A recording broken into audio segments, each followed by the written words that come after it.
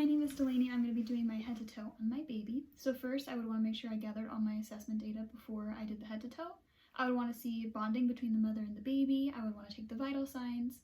I would want to make sure all the reflexes are present, including the sucking, rooting, gagging, and the swallowing reflex. I would want to know when the last time the baby and the mother both voided, when the meconium was passed, what type of delivery it was, and I would want to know the behavioral state and the muscle tone of the baby, and to make sure that the parents were coming to terms with the baby's gender. I would do my aseptic technique, so I would do hand hygiene. I would wash my hands before and after, and I would clean my stethoscope with my alcohol wipes before and after as well. I would put on my gloves when I entered the room. So I would enter the room, introduce myself. Hi, my name's Delaney, and I'm a student nurse. I'm going to be conducting a head to toe on your infant. It'll take only about 10 minutes and just involve me using my stethoscope and hands to just observe the baby. Is that okay? And I would get their permission. I would identify the mother and the baby by doing identifying factors, looking at their wristbands, making sure they match, asking date of birth and name. And then I would give privacy. I've closed the door already, and I've already explained everything and who I am. So hand hygiene in front of them, and I would put on my gloves. And I'd start by measuring the length of the baby. I would do weight and percentile at the end, or towards the end when they don't have a diaper on. I would start by carefully picking up the baby safely and securely, supporting their head. I would want to keep them warm, and yeah, once I had that, I would start observing the baby's head. So we're looking for kaput or any swelling of the head. We'd be looking for cephalohematoma, any bruising, any molding from, coming out of the mother's vagina. I would be looking for the anterior and posterior fontanelles and looking at suture lines and looking at the distribution of hair. And then I'd be looking at the baby's face and make sure it's symmetrical, and if there's melia or baby acne. I would be looking at the baby's ears. This baby doll doesn't have ears, but what we'd be looking for is placement to make sure that they're placed properly, that the pinna is well formed, and that the ears recoil when you bend them and they come back up. Then I'd be looking at the baby's eyes, make sure they're symmetrical, less than 3 centimeters apart. We're looking for edema. We're looking for the sclera to be white. We are looking at the pupil sizes to be equal and even, and we would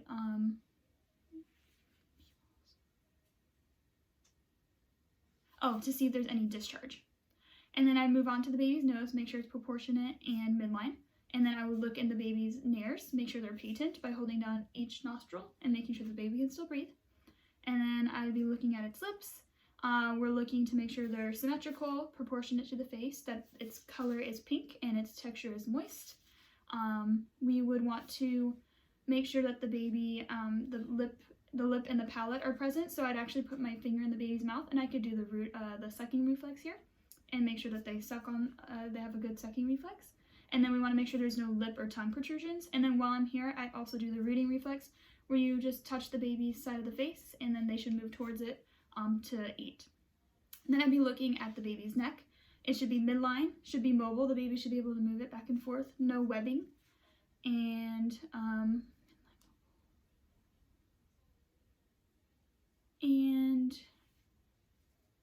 there's one more thing. Oh, clavicles. So we want to check to make sure that the clavicles are present and that there's no breakage, that they were not broken when coming out. And then I'm going to look at the baby's chest. So first I'm looking at its shape and making sure it's symmetrical. We're looking for any retractions to see any struggling of breathing. And then I'm going to start by listening to the front lung sounds. So I put on my stethoscope and I do the 6 lung sounds for the baby. My baby doesn't have a real chest, so I'd be doing each location. So 6 lung sounds on the anterior side, and then I will check the posterior when I look at the back. And then while I'm here, I'm going to listen to the apical for a full minute. So I listen to the apical, and then I'm looking for heart rate and rhythm and making sure there's no abnormalities. And I want the heart rate to be between 110 and 160. And I would also look for the maximum impulse at the apex, so I'd just be feeling it and counting how many times I could feel it pulsating. And then I'm going to move down to the abdomen. So looking at the abdomen, it should be round for a baby, the shape. We want to hear bowel sounds in all 4 quadrants. So again, I put on my stethoscope. I listen to all 4 quadrants. And then I would be looking at the umbilical, the vein, what is it called?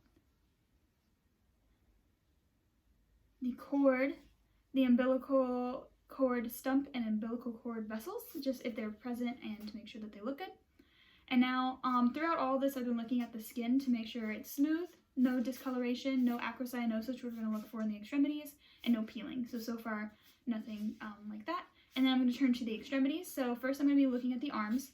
So I want to make sure they're mobile and they move and they're symmetrical, and they do. And then I'm going to be counting fingers. They have 10 fingers, and I look for the semi-increase, but they don't have any creases on their hand, they're adult. But the semi-increases is one big line across.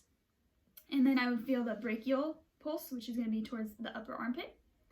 And then while I'm here, I would do the Moro reflex, where it involves me putting their arms out and having the baby stretch their arms out, drop them, and then they'll come back in. So that's the extremities and no acrocyanosis. And I did the reflexes for those. And then I'm going to look down at the legs. Again, symmetrical, no discoloration or acrocyanosis. They're mobile, they move around. I'm going to count the number of toes, and there's 10 toes. Oh, I remember, for the hands, I need to come up and do the palmar reflex to make sure that if they'll wrap their hand around my finger. So back down to the legs, we made sure that they're symmetrical, extremities are colored correctly, no acrocyanosis. And so I counted the toes, and then I would do the plantar reflex so that they would curl around it, curl their foot around my hand. And then I can also do the Babinski reflex down here, which involves me stroking the foot, and the toes will fan out. So that's typically positive for a baby. And then I want to do the Ortolani and Barlow maneuvers. So Barlow is pushing their legs up towards them to see if there's any hip dislocation, and then putting their legs outwards, and you shouldn't hear any clunks or anything like that. So that would be the legs and the arms, the extremities. And then I would this is when I would take off the baby's diaper, and I'd be looking at their genitalia. So for a girl, we want the labia majora to be greater than the labia minora to observe the clitoris and no discharge. And then for boys, we want to observe the location of the meatus, and we want to see the rugae on the scrotal rugae. The testes should have dropped, and that the anus is patent and it's not blocked.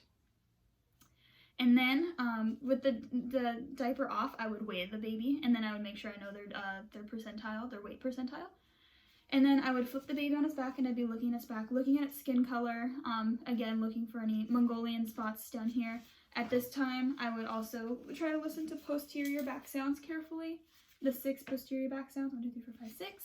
And we would, other things to make sure the spine is intact, and that there's no lanugo, and that there is no dimples. And then we want to see the gluteal creases, and the leg creases should be symmetrical. And I already talked about lanugo and Mongolian spots. So I'd flip the baby back over, I'd put the diaper back on. Throughout this, I was looking at the skin, smooth, no peeling, color normal, and no acrocyanosis. I've looked at a bunch of different, I would want to look at some other skin disorders, including cafe au latte, which are birthmarks, erythema toxicum, which is rashes over the baby's body, and then the nevi, the nevus vasculosis. It's like a little vascular parts that look like little round things on the baby's head, from what I googled. I did a lot of reflexes. We did Babinski, we did Moro's reflex, Ortolani, Barlow's maneuver, palmar grasps, and rooting and sucking reflexes as well. And then some indicators for the baby's gestational age. Presence of lanugo and having see-through skin is consistent with being, younger baby. There's also the smoothness of the baby's skin can indicate what age they are. We would look at the posture of the baby. The baby can hold their head up more than they are older. Scrotal areas for boys can be a cue about how old they are. And yeah, so those are some gestational age indicators. So after that was done, I'd make sure the baby is all wrapped up. I would give them back to mom or wherever they were staying. I would dispose of my gloves, do my hand hygiene again, and watch my stethoscope, and then I would head out.